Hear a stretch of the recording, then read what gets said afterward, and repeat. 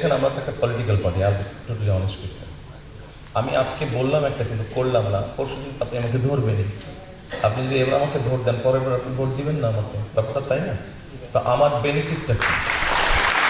আপনাকে আমি আমি ব্যাপারটাকে দেখি এইভাবে, মানে একজন মানুষ হিসেবে এই ব্যাপারটা দেখি এইভাবে। আপনাকে আমি যে কমিটমেন্টগুলো করলাম, আমি মনে করি যে আপনি যদি দেখেন যে হ্যাঁ তারেক রহমান এবং তার দল বা তার সরকার কাজগুলো করার চেষ্টা করছে, হয়তো 100% সাকসেসফুল হচ্ছে না, চেষ্টা করছে, তখন কিন্তু আপনি আমার পাশে থাকবেন, অ্যাটলিস্ট আই হ্যাভ ট্রাইড।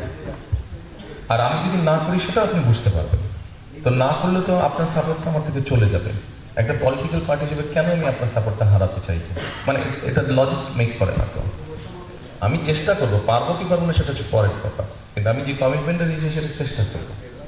তো চেষ্টা না করলে আপনার সাপোর্টটা থাকছে না, তো আমার লাভটা কি তখন?